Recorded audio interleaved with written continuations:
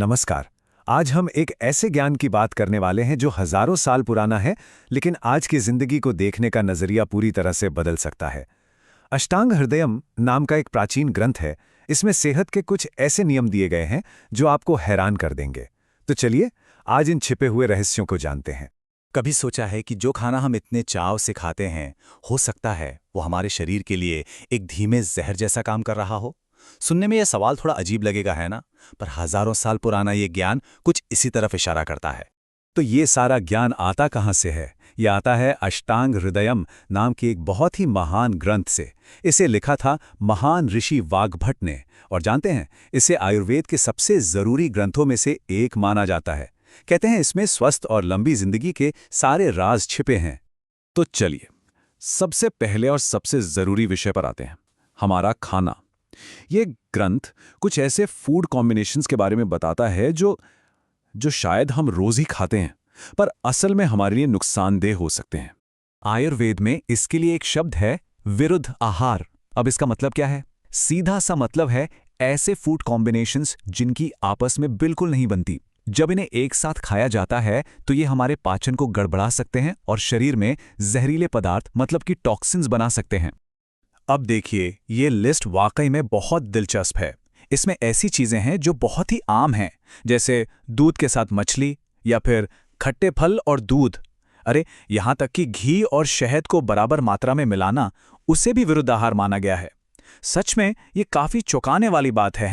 चलिए एक उदाहरण से समझते हैं। सोचिए, किसी ने मछली करी खाई और ठीक उसके बाद दूध से बनी कोई मिठाई खा ली।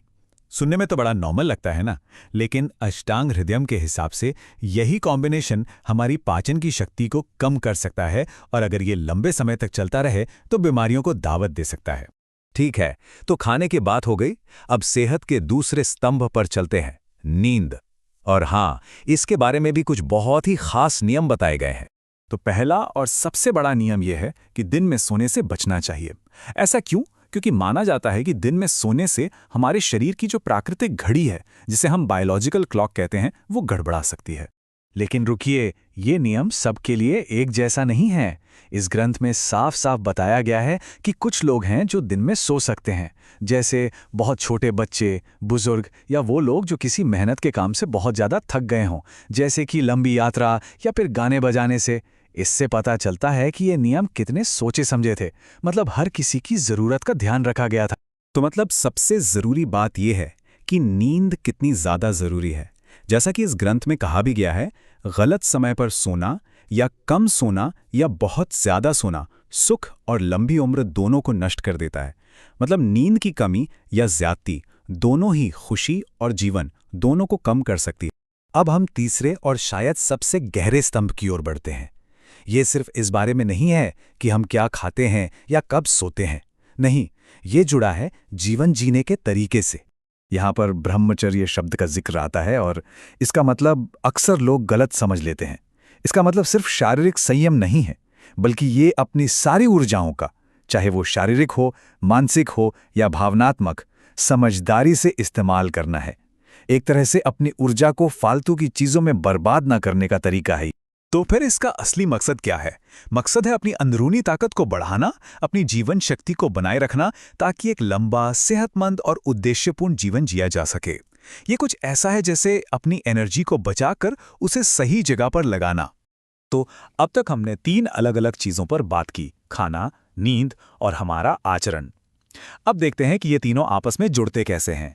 अष्टांग हृदयम इन तीनों को जीवन के 3 स्तंभ कहता है, या संस्कृत में कहें तो त्रयोपस्तंभ। यह है आहार यानी हमारा भोजन, निद्रा यानी हमारी नींद, और ब्रह्मचर्य यानी हमारा सही आचरण। सोचिए, हमारी पूरी सेहत की इमारत इन्हीं 3 पिलर्स पर टिकी। यहाँ हम इन तीनों स्तंभों को एक साथ देख सकते हैं। भोजन, जिसका नियम है विरुद्ध आहार से बचना, ताकि शरीर को सही पोषण मिले। फिर है नींद, जिसका नियम है सही समय पर आराम करना, ताकि शरीर खुद की मरम्मत कर सके। और तीसरा आचरण, जिसका नियम है ऊर्जा को बचाना, ताकि ताकत और लंबी उम्र मिले। ये तीनों जब मिलते हैं तभी जाकर पूरी तरह से सेहतमंद जीवन की नींव बनती है। तो आज की इस भाग-दौड़ भरी दुनिया में जहां हम हर चीज को ऑप्टिमाइज करने में लगे हैं, ये एक सोचने वाली बात है कि क्या हम सेहत के इन सबसे बुनियादी, सबसे फंडामेंटल पिलर्स को ही कहीं पीछे छोड़ आए हैं। शायद ये हजारों साल पुराना ज्ञान सिर्फ कुछ नियम नहीं है, बल्कि एक रिमाइंडर है, एक याद दिलानी कि असली सेहत बाहर से नहीं, अंदर के संतुलन से आती है। इस पर सोचिएगा जरूर।